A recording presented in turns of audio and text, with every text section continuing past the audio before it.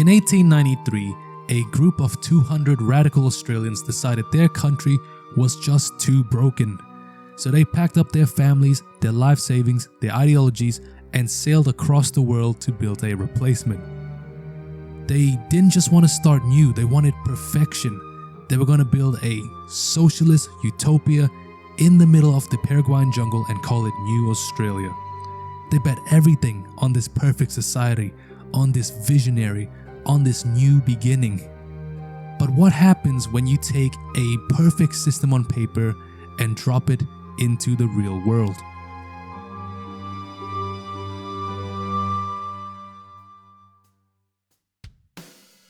To understand why you give up completely on an entire continent, you'd have to understand Australia in 1891.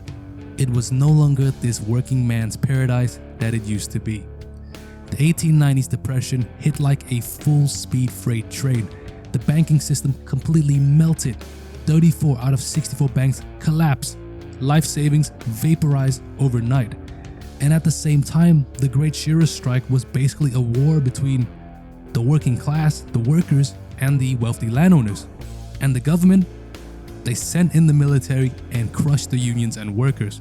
So for the working class, Australia wasn't just struggling, it was irredeemable.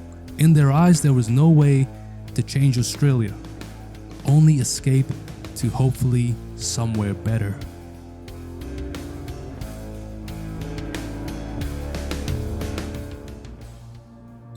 Enter the architect of the dream, William Lane, a charismatic, intense journalist who believed Australia was doomed to be a capitalistic hellscape. He drafted the blueprint for New Australia with 3 core guiding principles. 1. Socialism, no individual ownership. The community will own the land and everyone will get equal pay regardless of work. 2. Teetotalism, 0 alcohol, and this was a non-negotiable. 3. The color line. Lane was a fanatic about racial purity. This utopia was explicitly a white-only club. They found their location in Paraguay. The country was desperate for settlers after a devastating war had wiped out 90% of its male population. The Paraguayan government offered Lane a massive grant of 450,000 acres for free if he could just bring some people. They had the plan, they had the land, now they just need some true believers.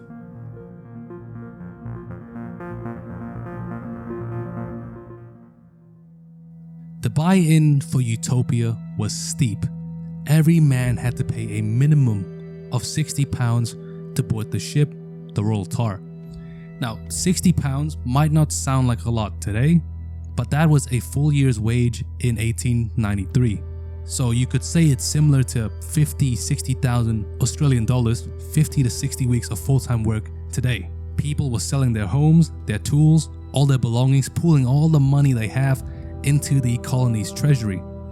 When they sailed out of Sydney in July 1893, cheering for the New Australia, New Australia, New Australia, there was no turning back. They had mortgaged their entire future on Lane's grand plan.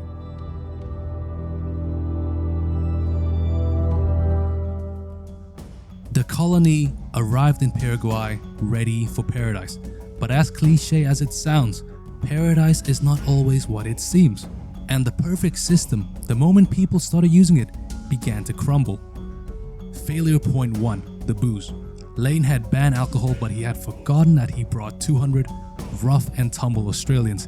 The Paraguayan locals quickly introduced them to caña, this cheap sugarcane spirit, and the men would sneak out and drink and get all drunk.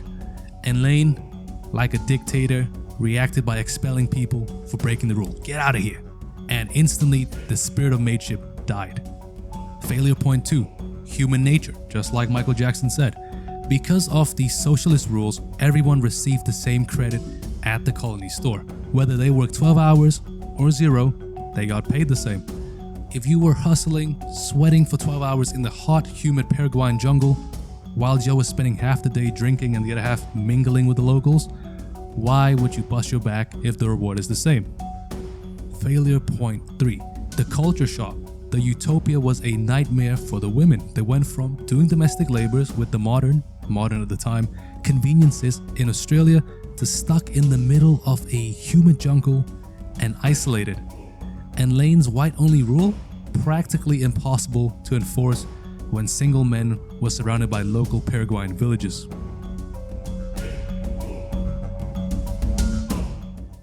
It took less than a year for the pressure cooker to explode. By May 1894, the colony fractured. The majority rebelled against Lane, kicked him out, ditched the strict communism, and divided the land into individual farms. They became just like normal, regular settlers living in a town called New Australia. Lane, unable to compromise, took about 60 of his most dedicated and loyal supporters, marched south to start a second, even stricter colony called Cosme. Even Dame Mary Gilmore, the face on the $10 note, joined him at Cosme as a true believer. But even with the most dedicated followers, the second attempt was miserable, plagued by poverty and Lane's increasing paranoia. And by 1899, William Lane gave up. The architect abandoned his own utopia and popped off to New Zealand, living like nothing happened.